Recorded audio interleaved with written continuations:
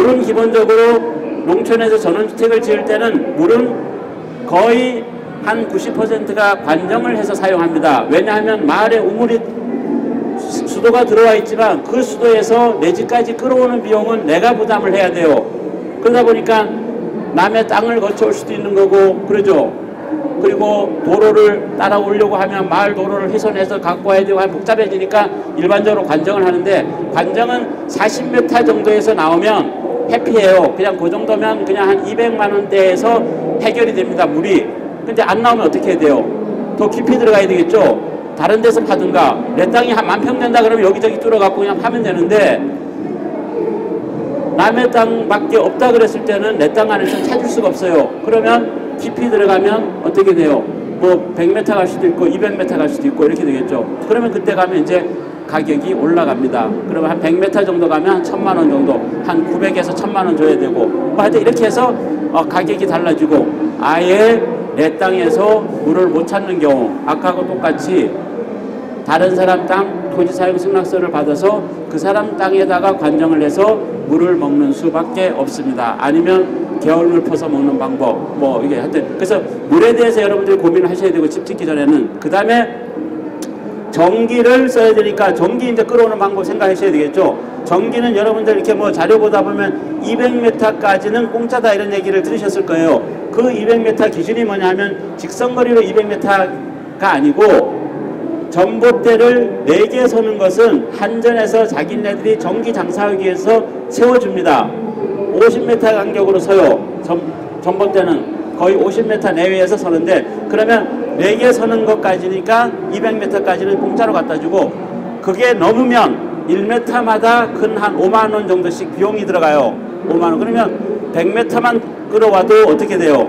뭐 500만 원 들어간다는 겁니다. 하여튼 이런 식으로 전기도 끌어오는데 그런 비용이 들어간다. 그래서 뭐 휴가 지금 얼마 안 남았는데, 어떤 분이 휴가 갔더니까 계곡에 가서 놀다 보니까 기가 막힌, 야 여기 집 짓고 살면 좋겠다 해갖고 이장 아저씨 찾아서 요 뒤에 요 밭 주인 좀 소개해줘라. 그래서 땅 하나 사놨어요.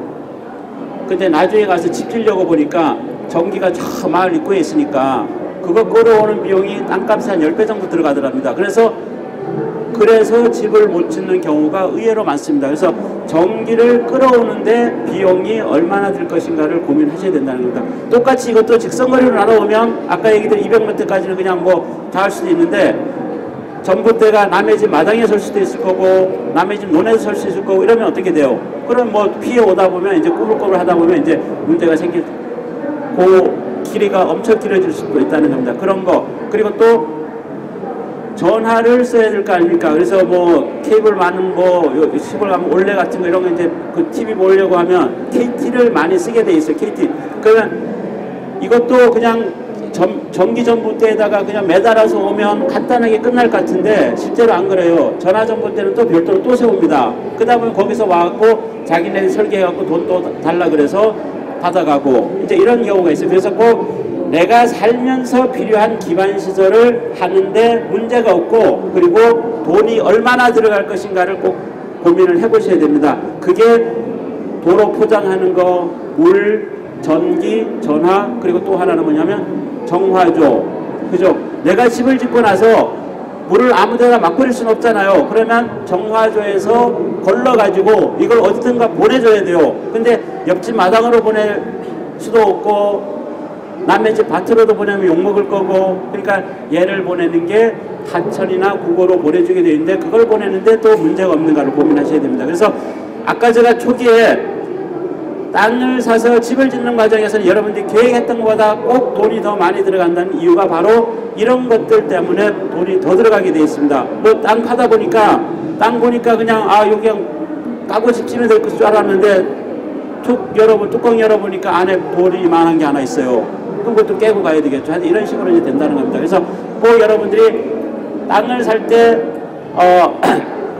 기반시설을 하는데 문제가 없는가를 보셔야 된다는 얘기입니다. 주택지로는. 그래서 여러분이 갖고 있는 땅이라 그래도 꼭 한번 이거는 고민해 보시기 바랍니다.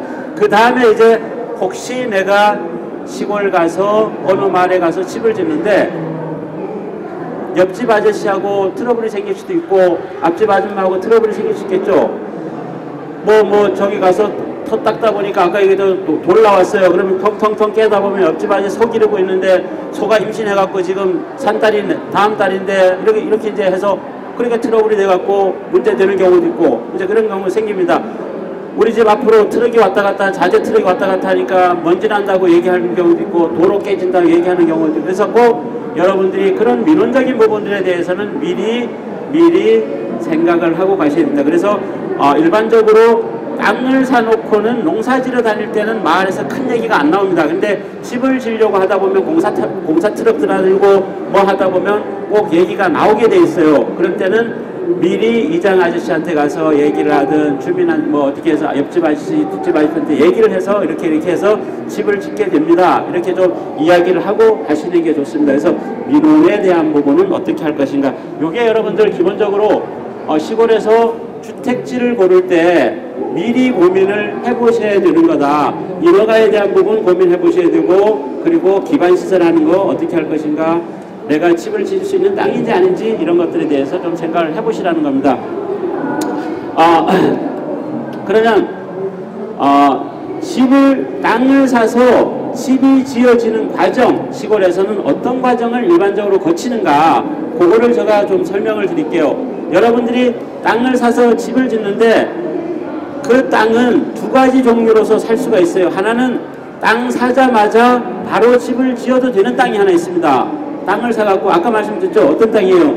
대지인 경우는 아예 집지라고 만들어 놓은 땅이에요. 그러니까 시골에서 대지는 집이 있다가 헐리고 화전민들이 살다가 헐고 나간 집들 뭐 이런 것도 있죠. 그리고 쓰러지는 빈집이 있다든가 아니면 주민이 살고 있는 집이라든가 이런 땅이 일반적으로 대지입니다. 근데 이 대지는 사서 여러분들이 아까 건폐율이 맞느냐 뭐 이런 거 따져갖고 건축 신고해갖고 집 지으면 아무 문제가 없어요. 근데 사실 때는 좀 고민을 해보셔야 되는 게 두 가지가 있습니다. 하나는 집이 있다고 해서 당연히 그게 대지일 거라고 생각하고 도장 찍으면 안 된다는 겁니다. 시골 땅은 집이 있어도 그냥 여러분들이 혹시 시골에 아버님한테 물려받은 집이 있다든가 그 집도 한번 당연히 대지겠지 하고 그냥 갖고 계시지 마시고 가서 한번 토지대장을 띄워보시면 그게 아직도 농지이거나 임야인 땅에 집만 건축물 대장이 있는 그런 땅들이 많습니다. 그래서 꼭 집이 있다고 해서 당연히 대지라고 생각하시면 안 된다는 게 하나고 그리고 두 번째는 뭐냐면 대지를 샀어요. 근데 위에 건축물이 다 쓰러져가는 집이 하나 있습니다. 그러면 주인 아저씨가 서비스로 집은 그냥 알아서 너 갖고 고쳐 쓰든 뭐 헐어버리든 알아서 해라 이렇게 해서 샀어요. 그 신나갖고 이 집은 공짜다 해서 도장 찍어서 돈 주고 나서 나중에 보니까 건축물 대장을 띄워보니까 이 집은 그 아저씨 집이 아니고 다른 사람 앞으로 돼 있는 경우가 또 있습니다. 그 형제 중에 한 사람 앞으로 돼 있다든가 아니면 동네 옆집 아저씨 이름으로 돼 있다든가 이런 경우가 있습니다. 그러면 그 사람이 한 사람인 경우 살아있다 그러면 또 괜찮은데 어떤 경우가 있어요?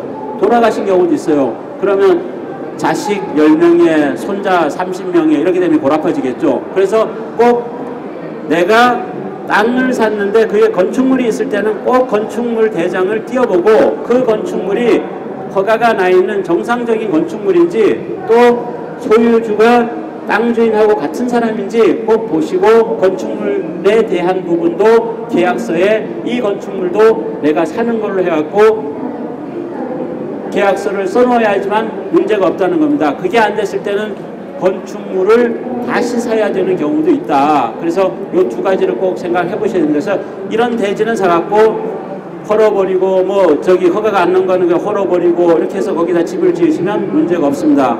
또 하나 바로 집을 지을 수 있는 게 뭐냐면 택지로 개발해 놓은 거 있죠. 뭐예요? 흔히 얘기하는 무슨 전원마을, 전원주택지, 전원주택단지 이렇게 해서 광고 삐까번쩍하게 하는 이런 데들 이런 것들은 지목이 대지로 바뀌어져 있지가 않습니다. 거의 90% 이상이 임야이거나 농지를 개발행위 허가, 농지전용 허가, 산지전용 허가 이런 개발을 할 수 있는 집을 지을 수 있는 허가만 받아서 하는 거예요. 그 공사해갖고 그러면 이게 대지가 되는 순간이 언젠가 하면 집을 100% 지어서 준공을 냈을 때 그때 대지로 바꿀 수가 있습니다. 그래서 혹시나 여러분들이 택지를 사려고 갔더니만 이게 대지도 아닌 걸 가지고 택지라고 해서 파니까 사기꾼이다 이렇게 생각하시면 안 된다는 거예요. 그건 당연히 집이 다 지어져야지만 대지가 됩니다. 거의 이게 허가 방법에 따라서 조금씩 다른데 거의 전원주택 단지로 가는 것들은 개발행위 허가라는 것을 받아서 하는데 그 허가인 경우에는 집이 지어서 준공이 나야지만 대지로 바꿀 수가 있습니다. 그래서 꼭 택지는 그런 부분이고, 그러면 택지를 샀는데 공사가 안 돼 있는 택지를 샀어요. 그러면 아까 말씀드렸던 허가라는 부분이 아직 안 돼 있다고 보시면 되고, 그러면 허가를 받아서 내가 공사하는데 문제가 없을 것인가를 고민해 보셔야 되겠죠. 그래서 아까 얘기드렸던 기반시설을 도로 포장이라든가 물 파는 거, 전기 끌어오는 거, 그거를 20명이 모여 살라고 택지 분할해갖고 만들어 놓은 단지에서 나 혼자 가갖고 그걸 할 수 없으니까 20명이 마음을 합쳐서 할 수가 있는지 없는지, 나 혼자 해도 문제가 없는지 이걸 따져보셔야 됩니다. 그런데 개발을 해놓고 파는 것도 아까 말씀드린 허가를 받는 방법에 따라서 여러 종류가 있는데, 내가 혼자 들어가서 20개 중에 집 하나 짓고 다 지었어요. 내 집을 다 짓고, 그리고 나서 관에 갖고 들어가서 집 다 지었으니까 이 집 준공을 내주세요 하면 공무원이 집 다 짓고 오세요 그렇게 얘기를 합니다. 집 다 지었는데요, 거기서 얘기는 허가에서 얘기하는 집 다 짓는 건 뭐냐면 나머지 19채도 지어져야지만 다 짓는 거예요. 그때 가서 준공이 나는 경우도 있습니다. 허가를 어떻게 받았느냐에 따라서. 그래서 꼭 개별 준공이 가능한지 아닌지를 보셔야 되겠죠. 그리고 또 하나는 전용 면적이라는 부분을 과연 내가 200평을 내가 샀는데 보니까 다 빠져나갔어요. 뭐로 빠져나가고 도로로도 빠져나가고 뭐로 빠져나가고, 그런데 100평은 뭐로 나가고 실제로 내가 쓰는 게 100평인 경우, 이런 택지도 간혹 있습니다. 그래서 그런 전용에 대한 개념도 좀 여러분들이 해보셔야 되고, 하여튼 이렇게 해서 택지라는 부분은 바로 집을 질 수 있는 건 하여튼 그 땅이 바로 대지이거나 택지인 경우는 바로 집을 지을 수가 있다는 겁니다. 그런데 대지도 아니고 택지도 아니에요. 택지 공사를 해놓은 것도 아니고, 그런 게 뭡니까? 아까 얘기했던 농지거나 산지 같은 경우는 그거는 이제 내가 갖고 있는 논이나 내가 갖고 있는 산이나 밭이나 과수원에다가 집을 지으려고 하니까, 그러니까 이제 어떤 절차를 거치라고 합니다. 그래서 그 절차가 뭐냐면 우리나라의 그 개발 근거법이 된다는 국토의 계획 및 이용에 관한 법률의 개발행위 허가라는 게 있어요. 일반적으로 여러분들이 농촌지역에 가서 집을 질 때는 거의 90% 이상이 개발행위 허가라는 것을 받아서 짓게 되는데, 이 개발행위 허가를 받은 모든 토지에 건축물이 올라가는 개발을 할 때는 개발행위 허가라는 것을 받게 되어 있습니다. 그럼 우선 받아야 되는 게 개발행위 허가를 받아야 되겠죠. 그 개발행위 허가를 우선 신청을 해야 되고, 그리고 그 다음에 농지인 경우 내가 다 과수원에다 집을 짓는다 그랬을 때는 요거를 농지를 가지고 농사만 지어야 되는데 대지로 만들어야 돼요. 그럼 뭡니까? 전용하는 거죠. 그래서 농지 전용이라고 하고 요것도 허가를 받아야 됩니다. 농지 전용 허가. 산지예요. 임입니다. 임은 산지니까 이걸 나무 심어야 되는데 다른 용도로 써야 되니까 택지 만들어야 되니까 요것도 전용해야 돼요. 그래서 산지 전용 허가 이렇게 됩니다. 여러분들이 농지에다 집을 짓는다 그러면 개발행위 허가, 농지 전용 허가를 받으셔야 되고, 산지에 임야에다 집을 지으신다 그러면 개발행위 허가, 뭐예요? 산지 전용 허가를 받으셔야 됩니다. 이렇게 해야 되는데 이 허가를 받는 게 쉽지가 않아요. 개인들이 못합니다. 그걸 누가 대신 해주는가 하면 시군청 앞에 가면 측량사무소 있죠. 측량, 설계, 토목 뭐 이런 간판 달고 영업하는 곳들이 거의 대부분 하는 일이 이거 대신 해주는 겁니다. 개발행위 허가, 농지 전용 허가, 산지 전용 허가를 대신 받아주고, 그리고 면적에 따라서 100만 원에서 300만 원까지 돈을 받는 겁니다. 개발행위 허가, 내가 농지를 가지고 집 짓는 농지 전용하고 산지 전용 허가를 하는 데 있어서 아무 땅이나 다 가능한 거 아니죠. 아무 땅이나 가능한 게 아니고, 아까 말씀드렸던 이 허가가 잘 나오는 땅이, 쉽게 받을 수 있는 땅이 관리지역 안에 있는 땅이 이 허가를 쉽게 받을 수 있기 때문에, 그렇기 때문에 관리지역 몫값이 자꾸 올라간다는 겁니다. 단 농림지역에서 여러분들이 농림지역에서 농지 전용 허가를, 개발행위 허가를 해서 농지 전용 허가를 가능한 경우, 그때는 뭐냐면 아까 말씀드렸던 뭡니까? 무주택 농업인. 내가 농사를 짓고 있는데 집이 없는 사람은 거기서 허가를 받아서 집을 지을 수는 있어요. 아니면 관광농원 같이 이렇게 어떤 뭐 그런 다른 방법에 의해서 거기다 집을 줄 수 있는 방법은 있지만 거의 어렵습니다. 또 관리 지역인데 농지 전용 허가를 거치지 않고 집을 지을 수 있는 사람도 무주택 농업인일 때는 관리 지역에 농지 전용 신고로만 200평까지 가능합니다. 이런 차이는 있다. 그런데 하여튼 농지 전용 허가, 산지 전용 허가를 받아서 집을 짓게 됩니다. 근데 농지 전용 허가, 산지 전용 허가를 아까 어디서 해준다 그랬어요? 측량설계사무소 일반적으로 대행을 해주는데 그걸 할 수 있는 면적이 관리지역에서는 일반적으로 1000평방미터까지 가능합니다. 계획관리지역은 무한대로 내가 마음대로 가능하고 이제 이런 면적 제한이 있고 그리고 비용을 또 내야 되겠죠. 그래서 농지보전부담금을 해서 농지 전용할 때는 공시지가의 30%에 해당되는 비용을 세금을 내야 되고 산지인 경우는 대체 산림 조성비라 해서 매년 산림청장이 고시를 해요. 올해는 얼마다, 올해는 얼마다. 그래서 관리지역 내에 있는 산지, 요거는 산지관리법에서 준보전 산지라고 되어 있는 것이 일반적으로 관리지역 내에 있는 산지입니다. 준보전 산지 같은 경우는 한 평당 기준에서 한 15,000원 정도 들어갈 겁니다. 이런 식으로 비용이 들어간다. 그렇게 해서 농지전용 개발행위허가, 농지전용허가, 산지전용허가를 받으면 토지에 대한 택지를 만드는 것은 이제 여기서 끝났어요. 그러면 택지공사는 가능해요. 근데 그 위에 뭐가 있어요? 집을 지으려니까 건축물이 올라가죠.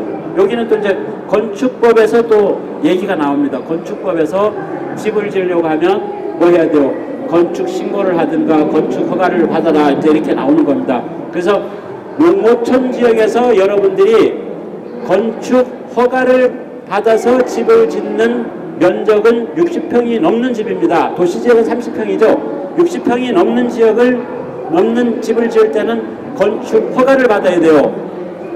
그래서 대부분 60평 이내에서 집을 많이 짓게 되는 거고 뭐 60평이 좀 넘는 집 같은 경우도 어떻게든 60평에서 미만 지어놓고 나중에 뭐 증축해갖고 이렇게 하는 경우도 있고 한데 하여튼 60평 이내에서 짓는 이유가 건축 신고로만 가능하기 때문이고 이 건축 신고가 그냥 뭐 가서 공무원한테 말만 해서 신고가 되는 게 아니에요. 그냥 가서 나 이렇게 집 짓겠습니다. 이게 아니고 건축 신고도 건축사가 건축 신고를 하게 되어 있습니다. 그러면 어떻게 돼요?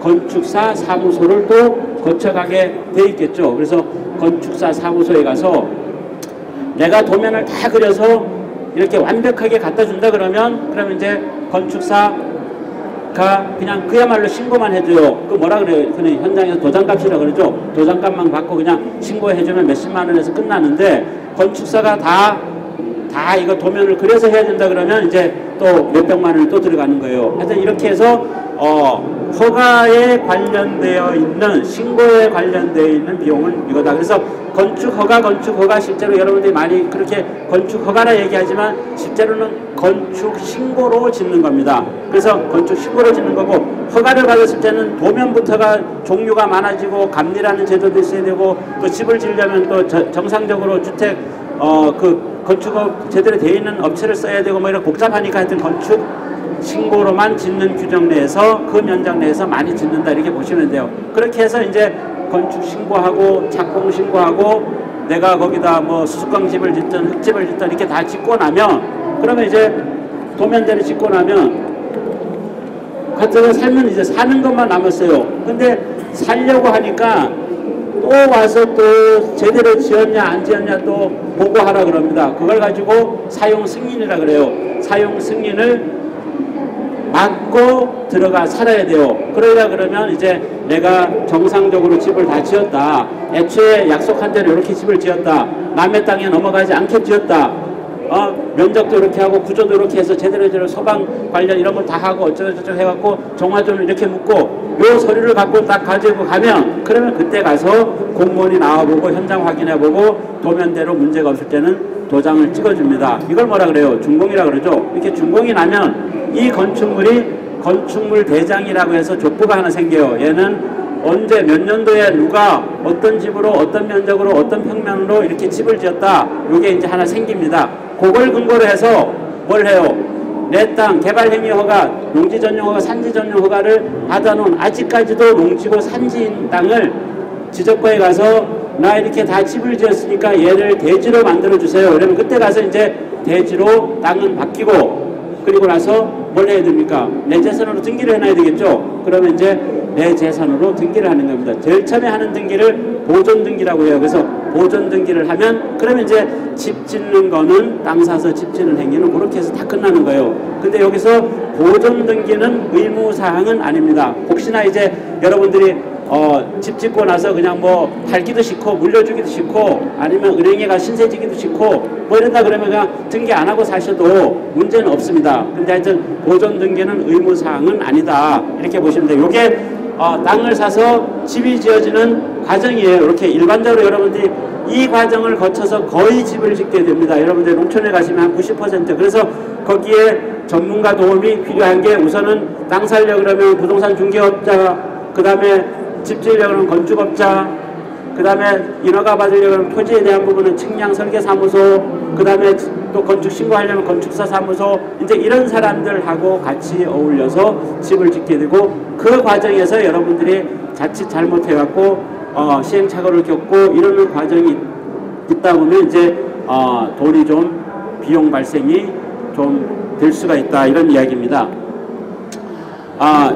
최근 들어서 가장 많이 물어보는 것 중에 하나가 이거 많이 물어보세요. 나는 지금 귀농하려고 좀 준비는 하고 있는데 어디 저기 시골에다가 농지 하나 사놨는데 이거 뭐 집 지으려고 하니까 뭐 별의별 거 아까 여기 보면 표준 설계도라는 거 있는데 표준 설계도를 썼을 때는 건축 신고 설계비 이런 건 안 들어가겠죠. 그런데 뭐 하다 보니까 이게 엄청나게 뭐 복잡하고 하니까 그냥 어떻게 대충 그냥 어디 살 수 있는 방법이 없냐 물어보시는 경우가 많은데 그 중에 이제 가장 많이 물어보는 게 그냥 조그만 집 하나 갖다 놓고 그냥 여름에 그냥 왔다 갔다 하면서 이렇게 쓰면 그러면 안 되냐, 그냥 갖다 놓고 쓰는 거 그런 거 뭐 문제 없지 않냐. 그런데 여러분들이 주택으로 정상적으로 주택 기능을 갖고 있는 그런 집을 그렇게 쓰려고 하면 어떤 건축물이든 2평이 되든 3평이 되든 아무리 작은 집도 꼭 오늘 말씀드린 건축 신고를 하셔야 되고, 건축 신고를 하려고 하면 아까 말씀드린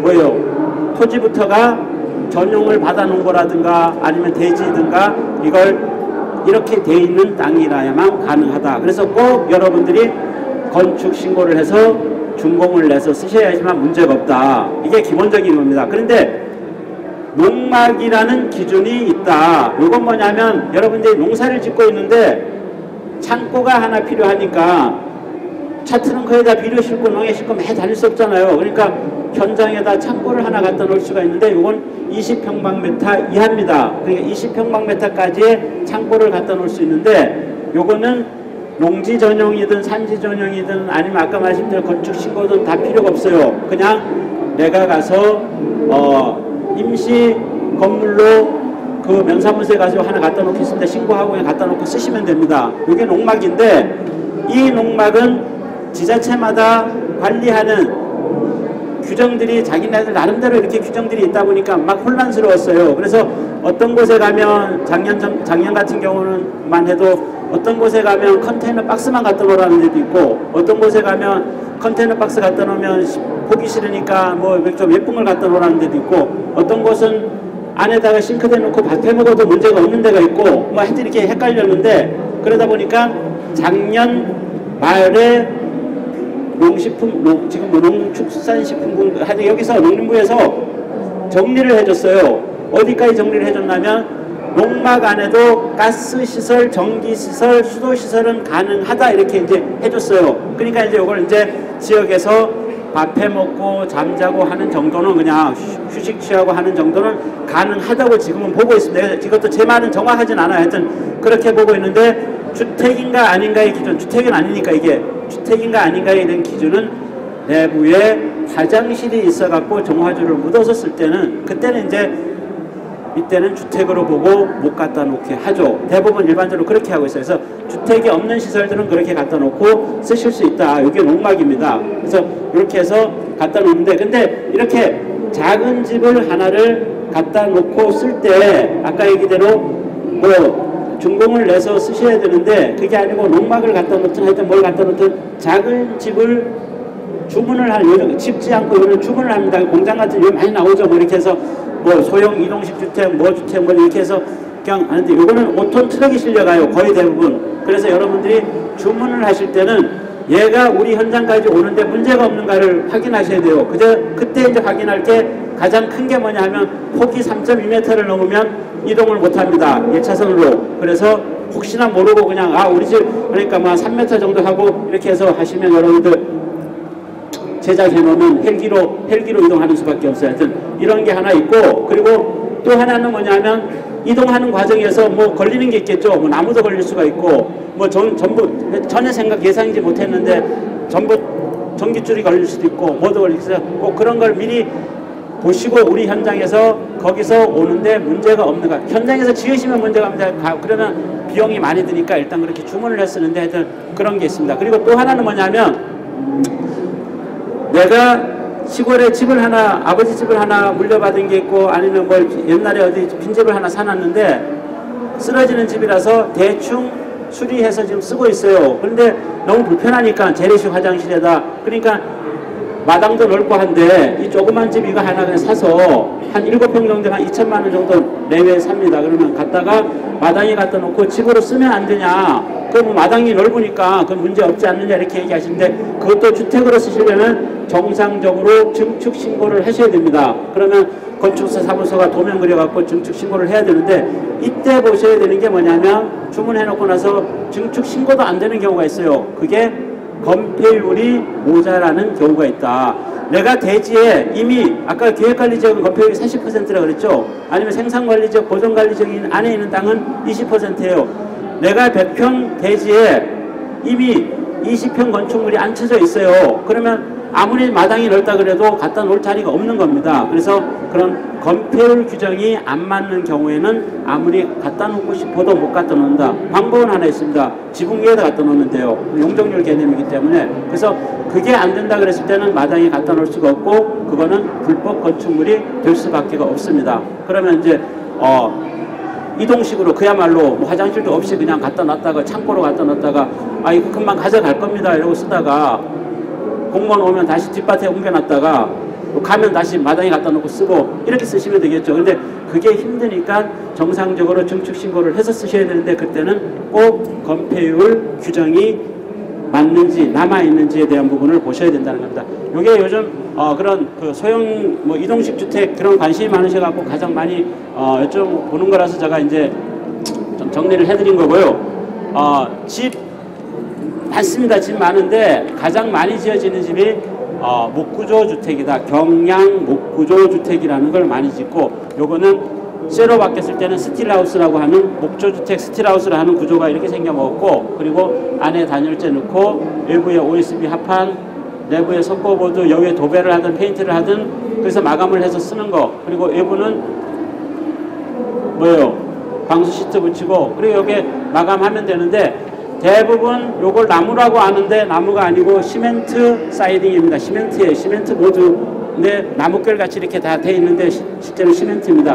나무를 안 쓰고 흙집 여러분들 좋아하지만 결론에 가서 흙집을 못 선택하는 이유가 뭐냐면 친환경적으로 사는 거 좋은데 그렇게 살려고 하면 뭐예요? 관리하는데 만만치 않고 비용도 많이 들고 집 짓는데 편하게 살려고 그걸 친환경 집을 편한 집으로 쓰려면 건축비도 엄청나게 올라가고 그러다 보니까 결론은 이렇게 일부는 시멘트로 되어 있는 이런 것들을 쓰게 되어 있습니다. 그래서 여러분들 농촌에 가서 사실 때 집을 지으실 때는 아까 초기에 말씀드렸죠.